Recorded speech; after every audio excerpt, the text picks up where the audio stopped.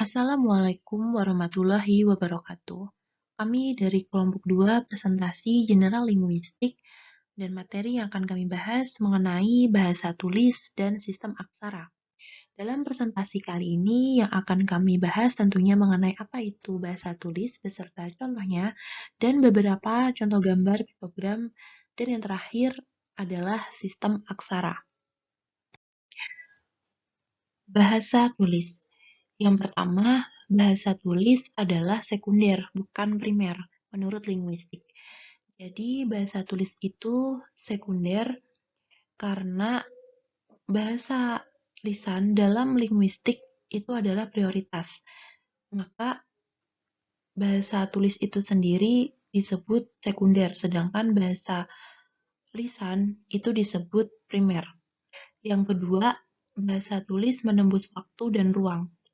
Artinya bahasa tulis dapat disimpan dalam waktu yang lama, dan kita bisa memperoleh berbagai informasi dari masa lalu atau dari tempat yang jauh melalui bahasa tulis. Yang ketiga, yaitu bahasa tulis merupakan rekaman dari bahasa lisan. Artinya sebagai usaha untuk menyimpan bahasanya atau untuk disampaikan kepada orang lain yang berada dalam ruang waktu berbeda. Yang keempat, kemajuan teknologi adalah penggeser kedudukan bahasa tulis. Dengan adanya teknologi seperti radio dan telepon yang canggih seperti saat ini, kita bisa berkomunikasi dengan siapa saja, di mana saja, dan kapan saja. Maka semakin berjalannya waktu, bahasa tulis akan tergeser kedudukannya. Yang kelima, kecanggihan teknologi merekam bahasa lisan dapat menembus waktu dan ruang. Teknologi dapat merekam bahasa lisan persis sama dengan yang diucapkan dalam rekaman, maka kini bahasa lisan dapat menembus waktu dan ruang. Yang terakhir, semakin majunya peradaban teknologi, bahasa tulis semakin tidak dibutuhkan. Jadi karena bahasa tulis jauh dari kata sempurna, mungkin seperti tekanan, intonasi, dan nadanya yang kurang sempurna, dengan adanya teknologi yang semakin canggih, maka bahasa tulis itu akan tidak dibutuhkan lagi jika adanya pita rekaman yang akan semakin canggih. Selanjutnya yaitu di sini ada contoh. Di sini ada 2 contoh kalimat. Yang pertama, buku sejarah baru.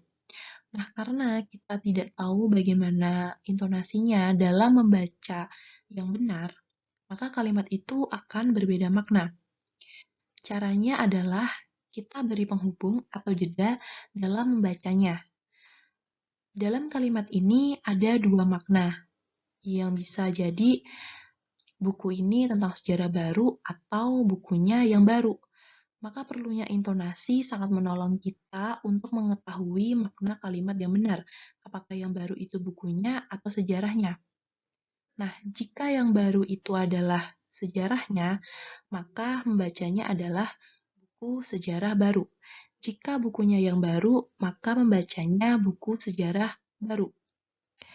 Namun, bisa juga kita beri kata ganti seperti mengenai, tentang, atau perihal. Maka kalimat itu menjadi buku mengenai sejarah baru, dan juga buku baru mengenai sejarah. Contoh kalimat kedua, yaitu istri dosen yang baru itu cantik. Seperti pada contoh kalimat 1, bahwa jika kita menggunakan intonasi, maka makna kalimat itu akan jelas arahnya kemana.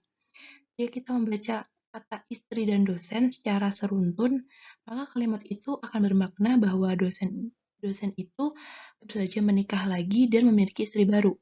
Namun, jika kita membaca kata istri dan dosen di jeda, maka kalimat itu akan bermakna beda, menjadi dosen itu baru diangkat menjadi dosen baru. Nah, jadi cara mengatasinya adalah dengan kita menata kembali susunan kalimat yang sesuai makna yang ingin disampaikan. Lalu ada piktogram. Sebelumnya mengenai asal mula tulisan, sebenarnya hingga saat ini belum dapat diketahui pasti kapan manusia itu mulai menggunakan tulisan. Jadi pada masa dulu itu berkembang banyak sekali cerita-cerita mengenai kapan dimulainya tulisan. Ada satu cerita yang mengatakan bahwa tulisan itu ditemukan oleh Cadmus, seorang pangeran dari Punisia, yang lalu membawanya ke Yunani. Ada juga dalam fabel Cina dikisahkan bahwa Changqian, naga Tuhan bermata empatlah yang pertama-tama menemukan tulisan. Dalam cerita lain juga disebut bahwa Nebo, Tuhan bangsa Babilonia, dan Thoth, Tuhan bangsa Mesir kuno, yang memberikan manusia kepandaian menulis dan berbicara. Lainnya ada Robbi Akiba, sarjana bangsa Talmud, yang percaya bahwa alfabet sudah ada di dunia sebelum adanya manusia. Sedangkan dalam pendidikan Islam dipercaya bahwa Allah menciptakan tulisan itu lalu memberikannya kepada manusia, tetapi bukan memberikannya kepada malaikat. Hingga saat ini dipercaya bahwa tulisan berawal dan tumbuh dari gambar-gambar yang terdapat di gua di Altamira di Spanyol Utara dan beberapa tempat lain. Gambar tersebut bentuknya sederhana dan secara langsung menyatakan maksud atau konsep yang ingin disampaikan. Gambar-gambar tersebut disebutlah sebagai piktogram, dan sebagai sistem tulisan itu bisa juga disebut sebagai piktograf. Dan yang pertama ini adalah piktogram kuno. Gambar nomor 1 itu adalah piktogram yang pada masa zaman dulu banget. Lalu piktogram itu di zaman modern digunakan oleh National Park Service, Department of the Interior di Amerika Serikat, dan biasa didapati di taman-taman dan daerah wisata di Amerika. Itu ada di gambar nomor 2. Itu adalah piktogram yang digunakan di zaman modern. Kemudian piktogram itu benar-benar menjadi sistem tulisan atau disebut dengan piktograf tadi, yaitu dalam tulisan piktograf satu huruf yang berupa satu gambar, jadi melambangkan satu makna atau satu konsep, seperti yang gambar nomor 3. Itu ada swallow, beetle, terus ada gambar lagi eat, lagi makan. Tulisan piktograf ini banyak digunakan oleh orang-orang Indian di Amerika dan orang-orang Yukagir di Siberia serta di Pulau Paska yaitu Pasifik Timur. Lalu ada gambar nomor 4 yaitu perkembangan sistem tulisan piktografik menjadi pikto oleh Karel Jansen, jurnalis Belanda, dan André Eckhart, sarjana Jerman. Jadi sesudah Perang Dunia Kedua, ada seorang jurnalis Belanda yaitu Karel Jansen dan juga seorang sarjana Jerman yaitu André Eckhart mencoba mengembangkan sistem tulisan piktografik yang disebut juga sebagai pikto. Contohnya adalah penulisan kalimat I have a house seperti di gambar nomor 4. I have a house in a town, yang dimana bahasa Jermannya adalah Ich habe ein Haus in der Stadt, yang akan dibuat seperti gambar yang nomor 4. Jadi di situ ada I sendiri, have sendiri, terus house sendiri, in sendiri, town sendiri. Lalu tulisan piktograf ini nggak lagi menggambarkan benda yang dimaksud, tetapi digunakan untuk menggambarkan sifat benda atau konsep yang berhubungan dengan benda itu. Misalnya dalam tulisan hieroglif di Mesir, yaitu sekitar kurang lebih 4000 sebelum Masehi, yaitu ada di gambar nomor 5. Yang pertama itu yang nomor 1, lambang nomor 1. Yang artinya adalah tongkat, tetapi gambarnya tongkat tetapi tidak bermakna tongkat, melainkan maknanya itu adalah memerintah. Kemudian di gambar sebelahnya, yang sebelah kanan itu seperti kendi tempat air, tetapi maknanya bukan kendi tempat air, tetapi maknanya itu adalah segar atau dingin. Kemudian piktograf yang menggambarkan gagasan, ide atau konsep ini disebut sebagai ideograf. Lalu dalam perkembangan selanjutnya, piktograf atau ideograf ini berubah menjadi lebih sederhana, sehingga tidak tampak lagi hubungan langsung antara gambar dengan hal yang dimaksud. Contohnya adalah pada tulisan paku yang dipakai oleh bangsa Sumeria, yaitu ada di gambar nomor 6. Itu lebih sederhana, ada bintang, tangan, sama ikan.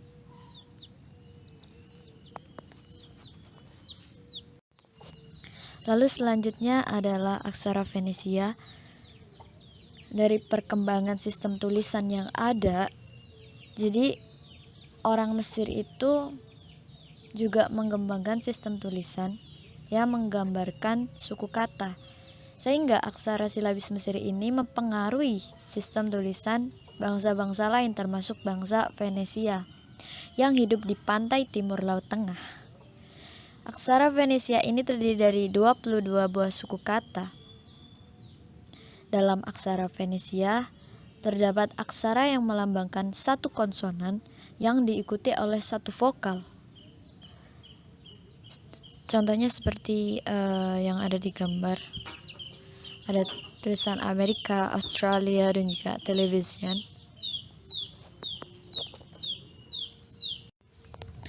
Lalu yang selanjutnya adalah hieroglif Mesir dan perbandingan aksara-aksara yang menurunkan aksara Latin. Sebelumnya, jadi sejarahnya, tulisan silabis orang Venesia tadi lalu diambil alih oleh orang Yunani. Tapi karena bahasanya berlainan, maka sifat silabisnya ditinggalkan. Orang Yunani mengembangkan tulisan yang lebih alfabetis dan menggambarkan setiap konsonan atau vokal dengan satu huruf.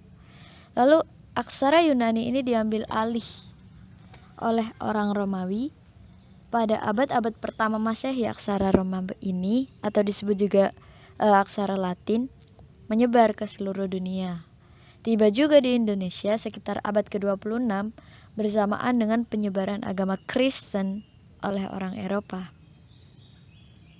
Jadi jauh sebelum tulisan Romawi atau Latin itu tiba di Indonesia, sebenarnya berbagai bahasa di Indonesia itu telah mengenal aksara seperti yang dikenal dalam bahasa Jawa, bahasa Sunda, bahasa Bugis, bahasa Makassar, dan lain-lain. Aksara-aksara itu diturunkan dari aksara Pallawa yang digunakan di India Selatan pada keempat Masehi, yang tersebar di Indonesia bersamaan dengan penyebaran agama Hindu dan Buddha. Sedangkan aksara Pallawa itu sendiri berasal dari aksara Brahmi yang asal-muasalnya dapat ditelusuri sampai ke tulisan Semit. Jadi aksara Pallawa itu seasal dengan aksara Ibrani, Parsi, dan Arab. Datangnya agama Islam di Indonesia menyebabkan tersebarnya juga aksara Arab. Jadi aksara Arab ini dimodifikasi dan digunakan dalam bahasa Melayu, bahasa Jawa, dan beberapa bahasa daerah lain. Aksara Arab juga yang kini digunakan di Malaysia itu disebut aksara Jawi, yang di Indonesia dipakai sebagai bahasa Indonesia waktu dulu disebut sebagai aksara Arab Melayu atau Arab Indonesia, yang dipakai dalam bahasa Jawa disebut juga aksara Pegon. Jadi di sini ada hieroglif Mesir, yaitu asal muasal bahasa itu datang, bahasa di Indonesia itu datang, yaitu bahasa Jawa, Bugis, Batak. Lalu ada juga perbandingan aksara yang menurunkan aksara Latin. Di situ sudah mulai terlihat seperti alfabet yang kita kenal sekarang.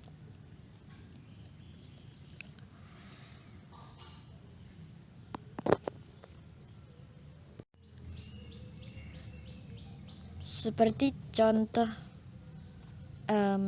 gambar, yaitu ada aksara Jawa dan juga aksara Bugis. Jadi Indonesia udah mengenal aksara. Di situ persuku kata hana caraka, hana caroko.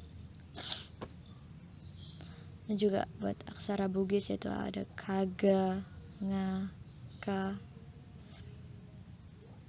Itulah dua contoh aksara yang ada di Indonesia. Selanjutnya, ketika kita berbicara mengenai bahasa tulis dan tulisan, kita menemukan istilah-istilah seperti huruf, abjad, alfabet, aksara, graf, grafem, alograf, ada kaligrafi, dan juga grafiti. Jadi, huruf adalah istilah umum untuk graf dan grafem. Kemudian, abjad atau alfabet yaitu urutan huruf-huruf dalam suatu sistem aksara. Misal, dalam aksara Latin, abjad itu dimulai dari huruf A sampai huruf Z. Dalam aksara Arab, abjad dimulai dari huruf alif sampai dengan huruf ya. Kemudian ada istilah aksara. Aksara yaitu keseluruhan dari sistem tulisan. Misalnya aksara Latin, aksara Arab. Jadi keseluruhan dari sistem tulisan itu disebut aksara. Kemudian ada graf. Graf yaitu satuan terkecil dalam aksara yang belum ditentukan statusnya. Sedangkan grafem yaitu tulisan terkecil dalam aksara yang menggambarkan fonem, suku kata, atau morfem, tergantung dari sistem aksara yang bersangkutan. Seperti dalam aksara Cina, satu grafem itu menggambarkan satu morfem, sedangkan dalam aksara Romawi, tiap grafem menggambarkan satu fonem. Kemudian, dalam kehidupan manusia, aksara tidak hanya dipakai untuk keperluan menulis dan membaca, tapi juga telah berkembang menjadi suatu karya seni yang disebut kaligrafi, atau secara harfiah bisa diartikan sebagai seni melukis indah. Kaligrafi Cina, Jepang, Arab, dan Gotik telah berkembang sejak berabad-abad yang lalu. Adanya paham dalam agama Islam bahwa hukumnya haram untuk melukis objek manusia dan binatang menyebabkan cepat berkembangnya seni kaligrafi di dunia Islam. Kemudian malah telah melahirkan beberapa gaya seperti gaya Kufi, gaya Naskhi, gaya Maghribi, gaya Tugro. Dalam zaman modern pun banyak orang yang cukup kreatif dengan menciptakan kata-kata yang ditulis dengan indah. Ada juga yang menggabungkan dua aksara untuk menimbulkan efek tertentu. Misalnya dalam ucapan minal aizin wal faizin yang ditulis dengan aksara Latin tetapi bergaya aksara Arab. Kemudian ada juga grafiti. Grafiti adalah coret-coret di dinding, tembok, pagar, dan lain sebagainya dengan huruf-huruf dan kata-kata tertentu. Kebiasaan membuat grafiti ini pun juga sudah cukup lama. Biasanya dilakukan untuk menyalurkan ekspresi kejiwaan, keinginan berontak, dan sebagainya. Sering juga grafiti ini dilakukan dengan mencampur adukan ejaan suatu bahasa untuk menyatakan bahasa lain. Seperti tulisan Napitupulu, nama marga di Tapanuli yang ditulis dengan NA 70. Jadi Napitupulu, yaitu dia mencampur adukan ejaan-ejaan, dan sering juga kata-kata ditulis dengan huruf yang dibolak-balik. Dan kalau kaligrafi merupakan suatu seni, maka grafiti ya meskipun ada yang mengatakan seni juga, tetapi lebih banyak menjengkelkan anggota masyarakat karena dilakukan di pagar-pagar atau tembok-tembok rumah. Kemudian ada jenis-jenis aksara, yaitu aksara piktografis, aksara ideografis, aksara silabis, dan aksara fonemis. Dari semua jenis aksara itu, tidak ada yang bisa merekam bahasa lisan dengan sempurna. Banyak unsur bahasa lisan yang tidak dapat digambarkan oleh aksara itu dengan tepat dan akurat. Jadi, untuk menggambarkan unsur-unsur bahasa lisan, kita menggunakan alat pelengkap aksara, yaitu huruf besar untuk memulai kalimat, koma untuk menandai jeda, titik untuk menandai akhir kalimat, dan tanda tanya untuk menyatakan interogasi, tanda seru untuk menyatakan interjeksi, dan tanda hubung untuk menyatakan penggabungan. Bahasa-bahasa di dunia ini lebih umum menggunakan aksara Latin daripada aksara-aksara yang lain. Oleh karena itu, baiknya kita lihat bagaimana aksara Latin itu digunakan dalam beberapa bahasa untuk merekam bahasanya atau membuatnya menjadi ragam bahasa tulis. Ya, sekian materi dari kelompok 2. Apabila ada kekurangan mohon dikoreksi, dan kalau ada yang ingin ditanyakan bisa ditanyakan. Terima kasih. Wassalamualaikum warahmatullahi wabarakatuh.